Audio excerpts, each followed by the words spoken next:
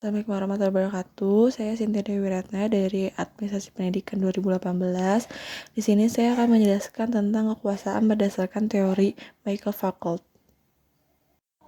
Pandangan Michael Foucault persamaan pengetahuan sebagai sebuah kekuasaan, di mana kekuasaan dapat diperoleh melalui strategi-strategi permainan kekuasaan, sehingga setiap ruang sosialisasi akan dipengaruhi oleh sebuah kekuasaan. Menurut Foucault, kekuasaan tidak dapat dipisahkan dengan pengetahuan. Kekuasaan menghasilkan pengetahuan dan pengetahuan dibentuk oleh kekuasaan. Dalam kata lain, Foucault menyebutkan pengetahuan sebagai epitisme, yaitu bentuk pengetahuan yang otoratif atau pengetahuan yang telah dimantapkan sebagai pemaknaan terhadap situasi tertentu pada suatu zaman. Menurut Foucault, keterkaitan antara pengetahuan dengan kekuasaan begitu dekat dan saling mempengaruhi. Hal ini tergambarkan dari pendapat Foucault bahwasanya pengetahuan itu sendiri merupakan inti dari kekuasaan. Ia menyatakan kekuasaan itu bisa datang dari mana-mana, karena pemikiran serta pengetahuan seseorang. Penggunaan kekuasaan berlangsung karena pilihan seseorang untuk berkuasa atau dikuasai.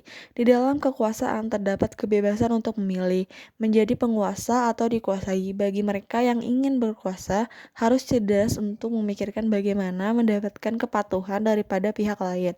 Perlu adanya permainan strategi untuk sukses mendapatkan kekuasaan. Lebih lanjutnya, ia menyatakan kekuasaan tersebar di mana-mana berdasarkan pada level mulai masyarakat sederhana hingga modern. Hampir tidak ditemukan ruang sosial yang bebas dari bekerjanya kekuasaan. Berikut merupakan skema kekuasaan menurut Michael Foucault, di mana kekuasaan melingkupi pengetahuan melingkupi permainan strategi kekuasaan. Tidak adanya kehidupan sosial yang bebas dari kekuasaan dan permainan strategi kekuasaan.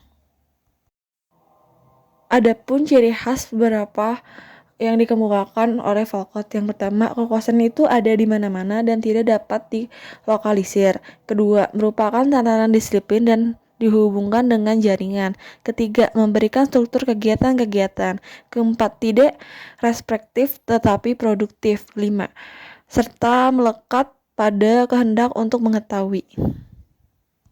Simpulan, dengan demikian dapat disimpulkan di atas pemikiran Michael Foucault, kekuasaan dan ilmu pengetahuan tidak dapat dipisahkan. Pengetahuan sebagai dasar adanya kekuasaan yang dimana akan terjadi permainan strategi kekuasaan.